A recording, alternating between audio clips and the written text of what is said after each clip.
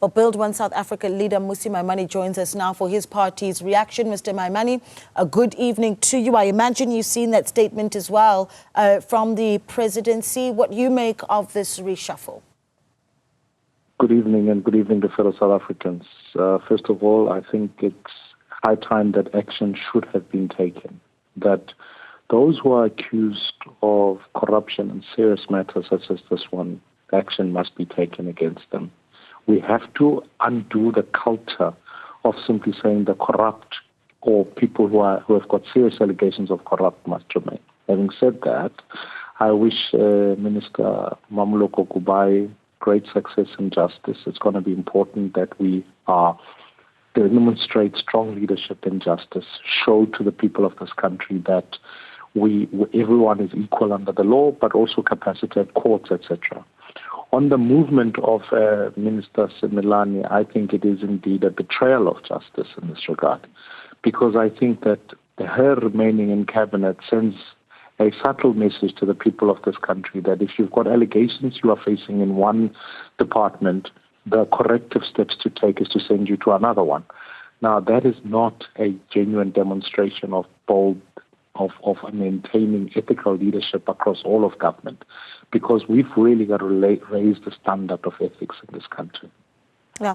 Of course, this announcement coming on the day that we also have a feature that has been released by the Daily Maverick, investigative journalist Paulie van Wyk, as well as Kyle Coward, having done extensive research into some of the spending of Thembi Simelane as she held that position in Polokwane as mayor. In fact, going all the way to saying that at some point she was spending, over 500% of what she was earning. So the timing of this announcement, what does that say to you, Mr. Maimane?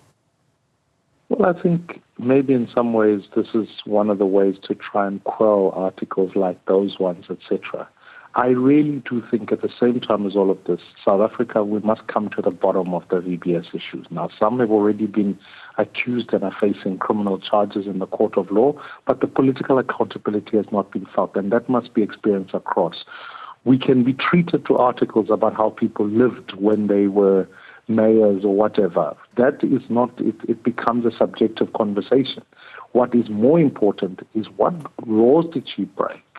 And if there were serious allegations of those laws being broken and proven by a competent court of law, then we must get to the bottom of it. But carrying on with this VBS matter, where grandmothers in Limpopo had lost income almost from the collapse of a bank, and those who are politically responsible have not taken a single piece of accountability, to me, that continues to emphasize the betrayal of justice.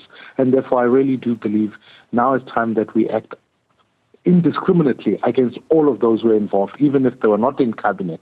Now is the time to act, so we put an end to this continuous cycle of lack of political accountability on the issue of VBS. Is it possible that removing her from the post of Justice and Minister, I suppose it makes a clearer path for investigations and even for work by possibly the NPA then to take place? Well, the reality of it is that now, still, even as the Minister of Housing or Human Settlement, as the department is now, the investigation should have been carrying on. The National Prosecuting Authority should do its job. And the reality of it is that as having been taken out the municipality and out where if you like, the scene of the crime, it stops anyone from interfering with ministers, with witnesses, etc. I would have maybe preferred a space where, even if, as we learned from someone like Zizi Kodwa, that if there are some serious allegations against you, if you step aside and you go to a court of law, we may disagree with whether that court clears you or doesn't clear you. But you have shown the people of this country that you are willing to step aside and face justice. Why is that not a possibility for Minister Simelane in this regard? Is this a job for Mmamoloko Kubayi? I think Mmamoloko Kubayi, I've certainly served with her in the 5th administration, and she's certainly, in the work that she's been doing, has been resolute and willing to stand up. And I think she should continue the work, and I really do believe that she'll do an excellent job, certainly in the portfolios or the particular ministry she set it up. She's shown resolute commitment to integrity, and I think I wish her well. I can only wish her well, because at this point in time, when we define the idea of justice in this country, we forget that at its most basic level, this is a ministry that must make sure our magistrates work, because that's where cases like GBV, assault, and crime that takes place in communities, they are prosecuted at magistrate courts.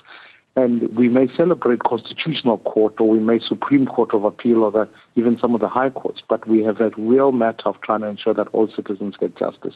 The Johannesburg High Court at this point in time is clogged up to 4 years, that if you want a court date, you'll only get it in 2029. This is simply not a space where citizens who are facing high levels of crime and are facing injustices cannot not be allowed to be able to appear before a court. Yep. And so I really would urge she needs to succeed in this ministry so that all citizens are able to get justice. Mmusi Maimane there of Build One South Africa.